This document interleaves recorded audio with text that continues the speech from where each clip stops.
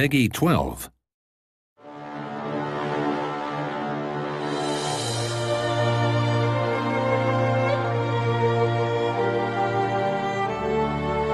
Hello and welcome to this video dev diary for Victoria 2 Heart of Darkness, the new expansion for Victoria 2. The signature feature for this expansion is the new colonization system, where we wanted to capture the scramble for Africa in a fun and more detailed way. We felt that there was a few things missing from the original system used in Victoria 2. It was a lot about who managed to grab a colony first, whereas we wanted to make it more of a race. There also was no real reason for the great powers to ever release a dominion, and we wanted to give a reason to do this. This new system hopefully captures this, and it centers around something we call colonial power points, which are given to you either through technology or through the power of your navy. You can use them to invest in colonies as you race with other great powers. Investments are things like expeditions, outposts. When you're ready to fully colonize, you have the option of doing it in several stages. The cheapest stage is a protectorate. You'll get less tax, but it will tie up less of your colonial points. You can also upgrade it to a full colony. It costs a lot more, but you get full taxes and stuff from that. This means that you tie up your points in these colonies.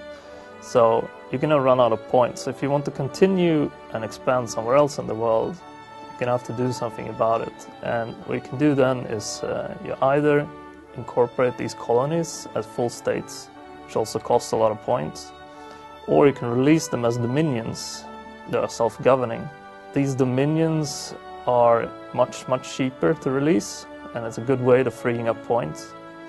Final big thing for the expansion is a revamp of the naval system.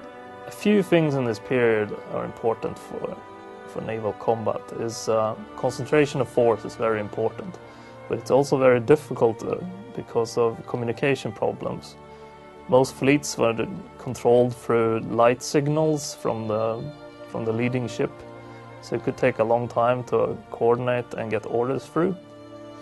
So what we've done is, instead of a traditional system where you get a stacking penalty the bigger your fleet is, we have a coordination and communication penalty based on the relative sizes of the fleets.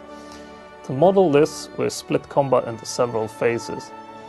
So the first phase is trying to find the target for your navy. And here the side with the communication penalty is going to struggle more than the other side, so they will be able to focus fire more effectively and get an advantage there. Over time though, of course, the larger side will get organized. So once the ship finds a target, it will start approaching it, and then fire ranges come in. Larger ships have longer fire ranges, smaller ships are harder to hit, and would want to get in close where they can do damage on the big ships. We also wanted to model the sort of naval race that went on. So early on in the game, it's all about getting the bigger ships, bigger cannons. This reached a point where they started doing torpedo ships, which were light, fast ships carrying torpedoes, which were very effective at destroying these big ships. And then you got kind of a countering to this is to put in destroyer ships, which were basically also fast cruiser type ships.